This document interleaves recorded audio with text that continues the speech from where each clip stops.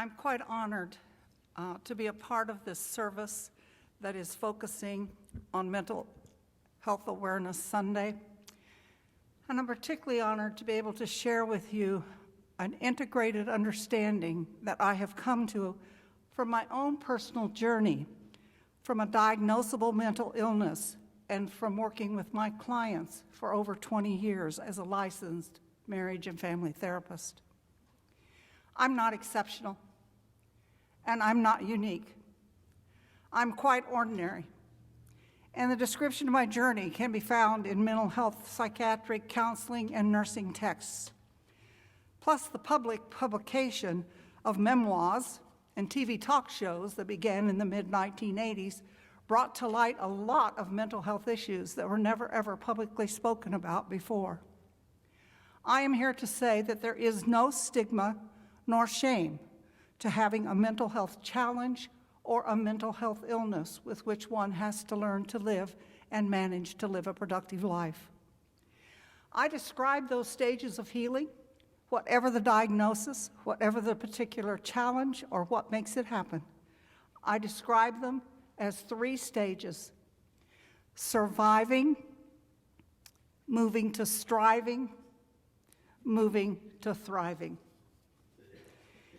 When I experienced my first mental health crisis was around 1977.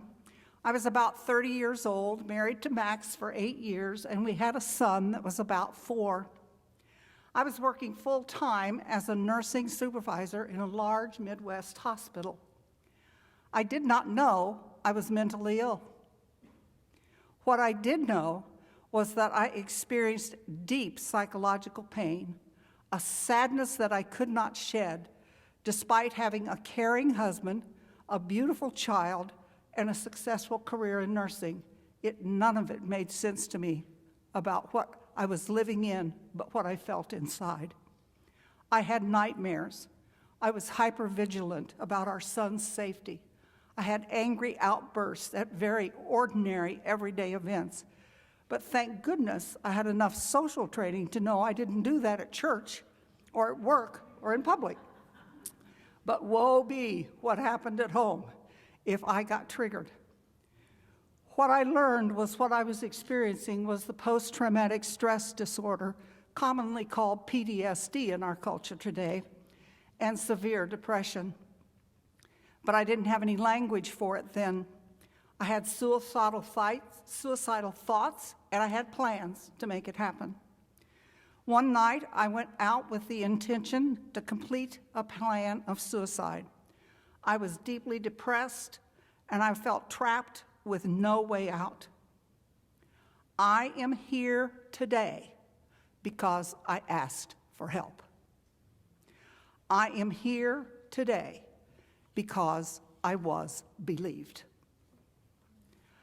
I am blessed and have experienced grace as I have traveled through those stages of surviving, striving, and thriving.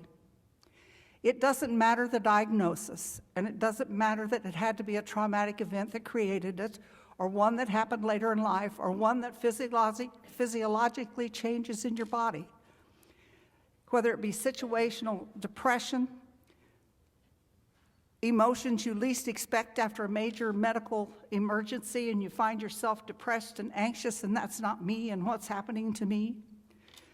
It matters not, because everybody's journey will be in a different place at a different time and a different pace.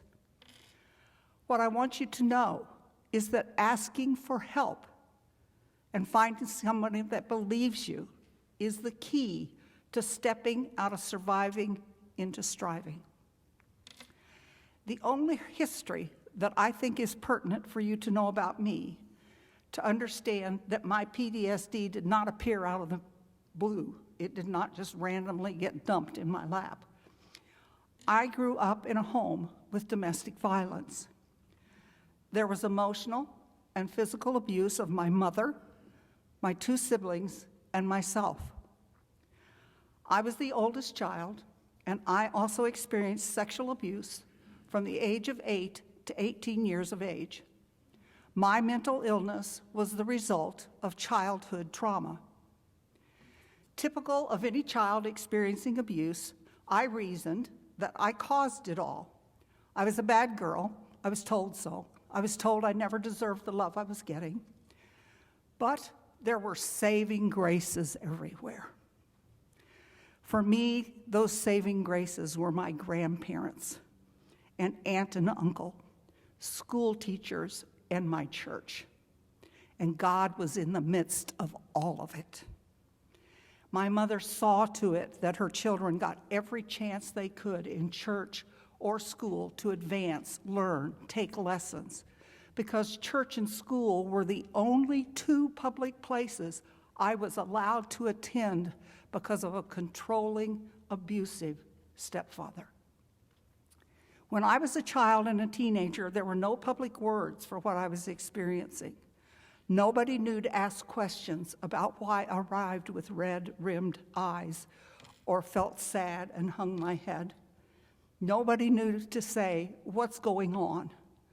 There was never the words, and nobody asked the questions.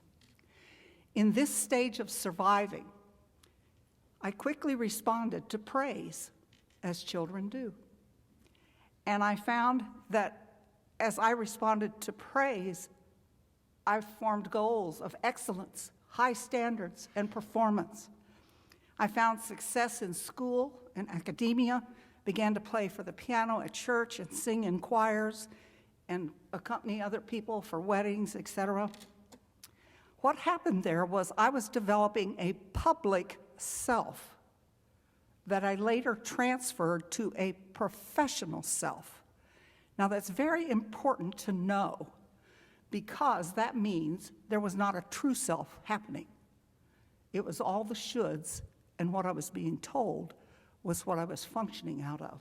I'll talk a little more about that in a moment. That was my surviving. I wouldn't quit, I'd just work harder. But inside, I felt like an imposter. I believed if anybody knew the truth about me, my life would fall apart.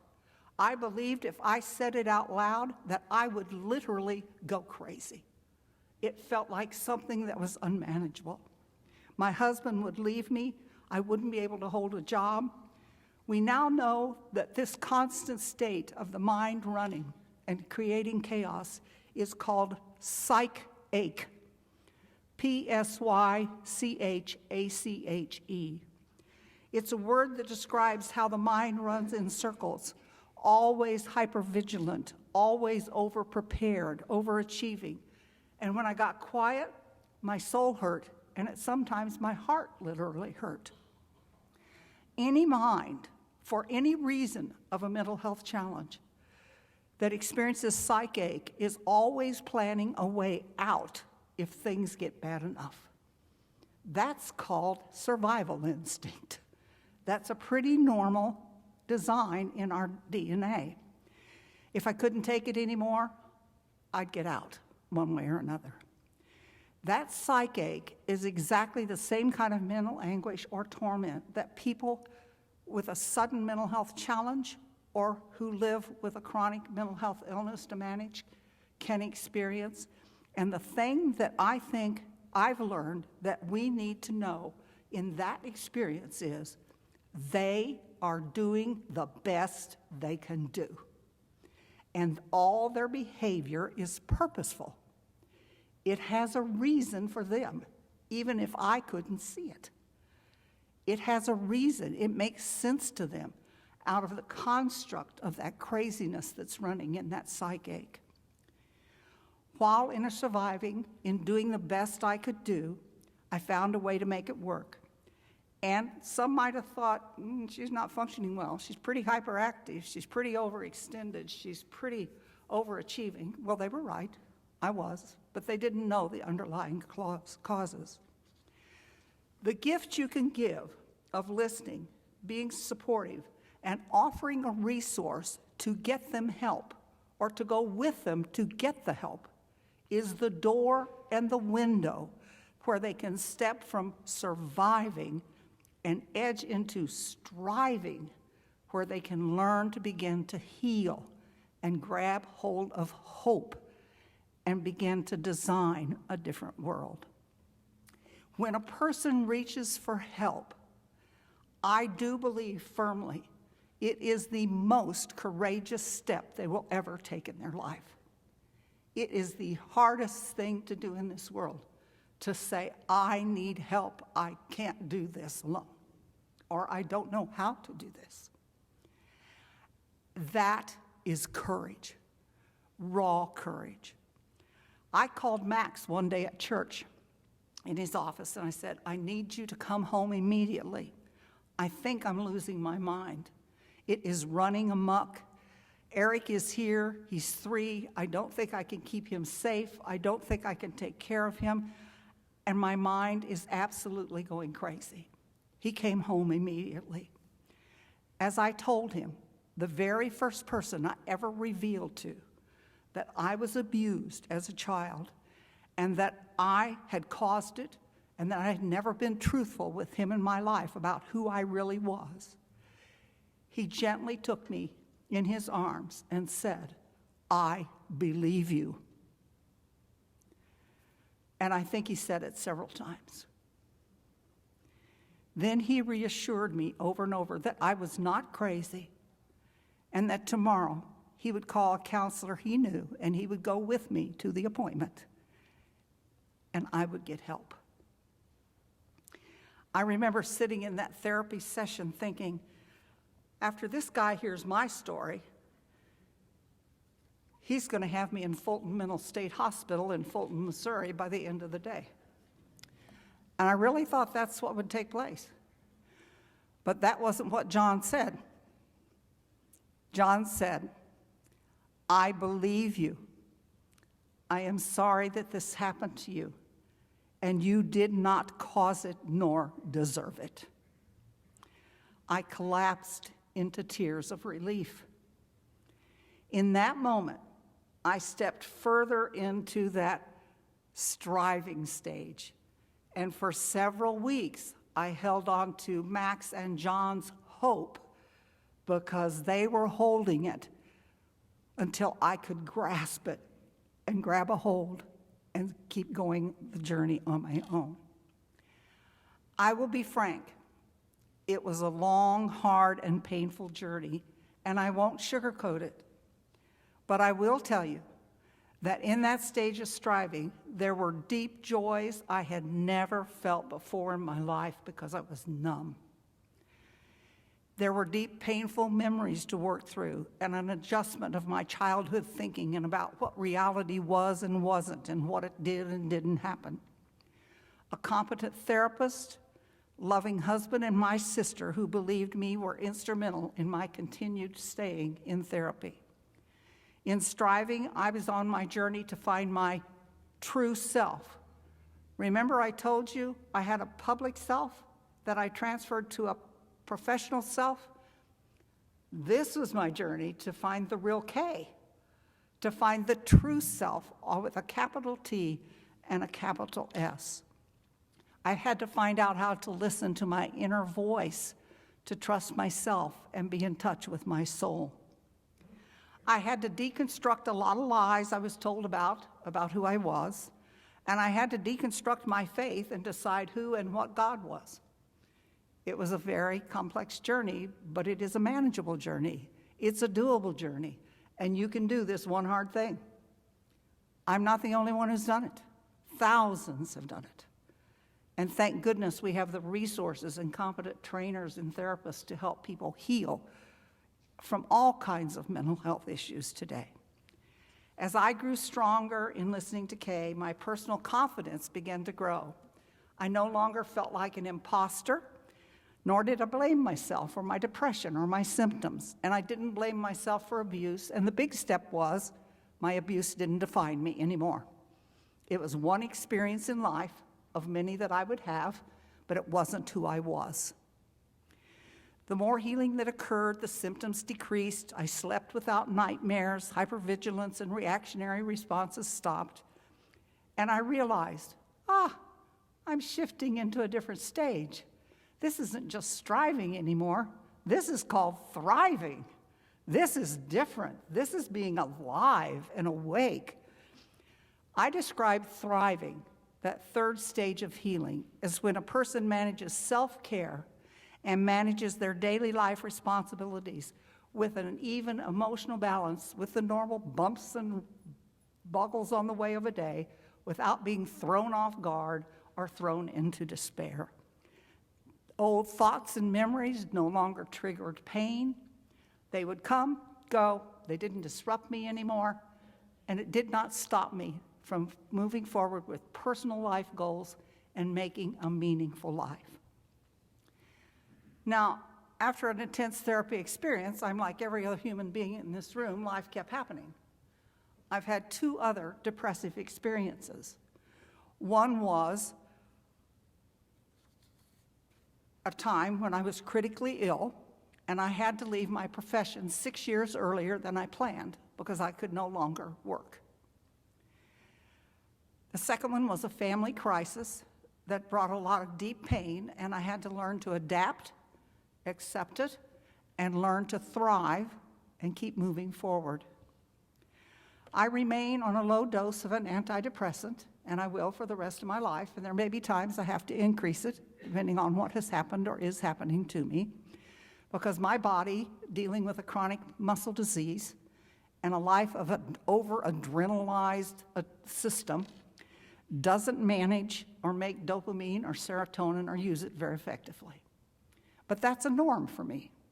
That's not a stigma. That's a norm. The stigmas about mental health challenges and mental illnesses need to be stopped. We need to call out that this is a normal life experience for what percent of our culture?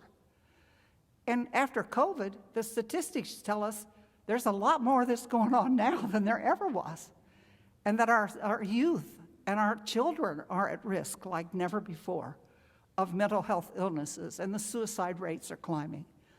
This is a part of life, but there is a journey through this, is what I'm here to share with you. I am here because I asked for help. I am here because I believed, or was believed.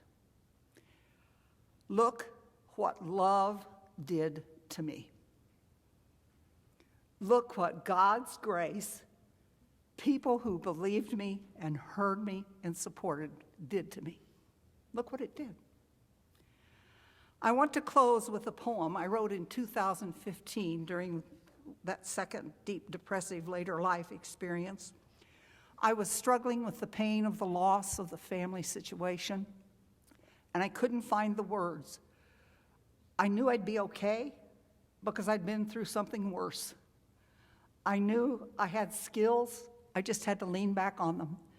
And I kept coming up with this image like something was being broken open in me. Something was about to happen in me. And one day in my meditation, I came across a quote from Meister Eckhart that triggered a poem I wrote. His quote was, "We must learn to break through things if we are to grasp God in them." We must learn to break through things if we are to grasp God in them. Thus, I close with my poem, Cracked Open.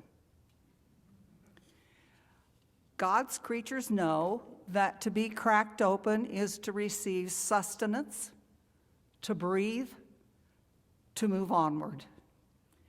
The pain of now brings the questions, what needs cracked open? What in my life is splitting? What shells, places of hardening do I have? Are they out of fear or overprotection?